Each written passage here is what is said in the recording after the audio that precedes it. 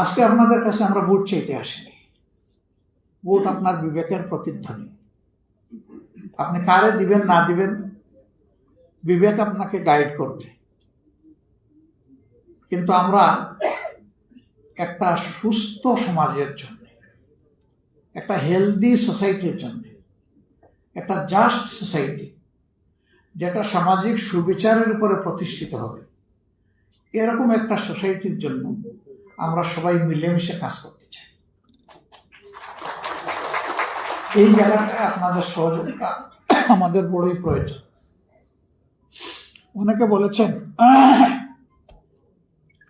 আমরা কারো করুণা নিতে চাই না। আমি বলি নিতে চাই, শুধু একজনের, যিনি স্রষ্টা, আর কারো না। স্রষ্টা ছাড়া কারো করুণার পাত্র হতে চাই না। আমি যদি না চাই তাহলে আমি কেন চাইবো যে আরেকজন চাও? এটা তো অন্যায়। আপনাদের কথা আপনারা সংসদে গিয়ে বলবেন, এটাই যথার্থ। পেটে ব্যথা, হার্টে ব্যথা, ঘাড়ে ব্যথা, আপনি আমাকে বললেও কি আমি সেই ব্যথা অনুভব করতে পারবো? আপনার ব্যথাটা যখন অনুভব করে আপনি কথা বলবেন, সেটা হবে মোস্ট অ্যাপ্রোপ্রিয়েট। আমরা বিশ্বাস করি এটি একটা ফুলের বাগান, আমাদের প্রিয় বাংলাদেশ। যদি এক জাতের ফুল কোনো জায়গায় লাগানো হয়, মানুষ বলে যে ফুল চাষ করেছে। আর যদি বিভিন্ন জাতের ফুল থাকে, মানুষ বলে বাগান গড়ে তুলেছে। আমরা সেই চাষে নয়, বাগানে বিশ্বাসী।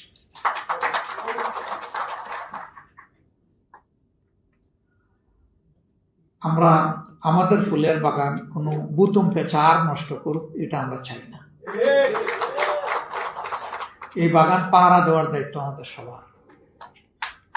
আমি জামাতে ইসলামের পক্ষ থেকে আশ্বাস নয়, আহ্বান জানাচ্ছি, আসুন আগামীতে যদি পছন্দ করেন তাহলে জামাতে ইসলামের ব্যানারেই আপনারা নির্বাচনের জন্য তৈরি হন।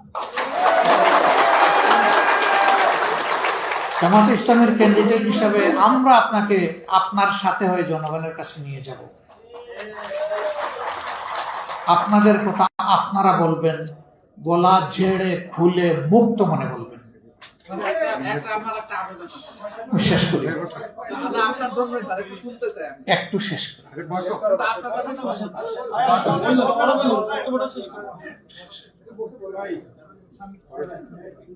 হ্যাঁ, আপনারা আসলে মোস্ট ওয়েলকাম। না আসলে অন্তত ভালোবাসার জায়গাটা চাই, এবং সেটা কোনো ব্যক্তির জন্য না, কোনো দলের জন্য না, আপনার নিজের জন্য এবং আপনার প্রিয় দেশের জন্য। আমরা দেখতে চাই না এই দেশ থেকে যে কোনো ধর্মের একজন মানুষ, সে মুসলিম, হিন্দু, বৌদ্ধ না খ্রিস্টান, নির্যাতিত হয়ে দেশকে নিজের জন্য আপদ মনে করে দেশ ছাড়বে, এটা আমরা দেখতে চাই। অতীতে যারা এরকম আপদ মনে করে জালিমদের হাতে নির্যাতিত হয়ে দেশ ছেড়েছে, আমরা তাদেরকে আমাদের দেশে ফিরিয়ে আনতে চাই। তার নিজের জন্মস্থান, তার অধিকারের জায়গায় সে আসুক, কোনো অসুবিধা নেই। এটা থেকে যদি এরকম একটা পরিবেশ সৃষ্টি করতে পারি, সারা দুনিয়ায় তা থেকে শিক্ষা নেবে। আমরা কি সারা দুনিয়ার শিক্ষা সারা জীবন শুধু অনুসরণ করব? আমরা কোনো উদাহরণ সৃষ্টি করতে পারি না? সে উদাহরণটা হোক মানবতার উদাহরণ। যদি আমি চিকিৎসক হওয়ার কারণে কেউ আমাকে সংখ্যালঘু না বলে, তাইলে আপনি হিন্দু হওয়ার কারণে আপনাকে সংখ্যালঘু বলবে কেন?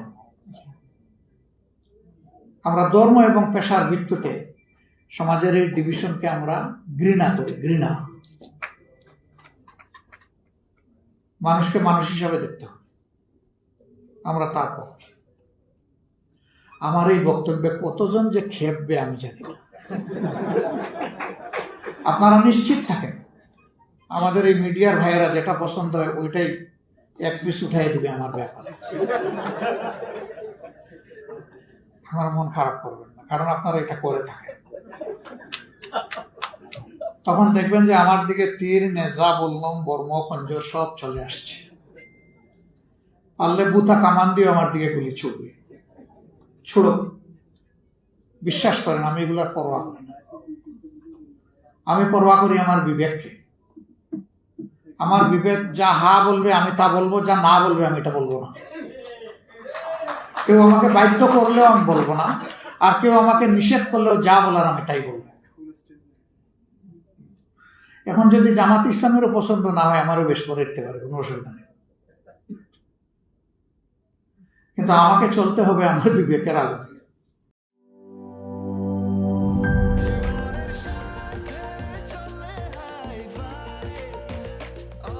স্বাস্থ্যকর অল টাইম, সব সময় অল টাইম হেলদি লাইফ।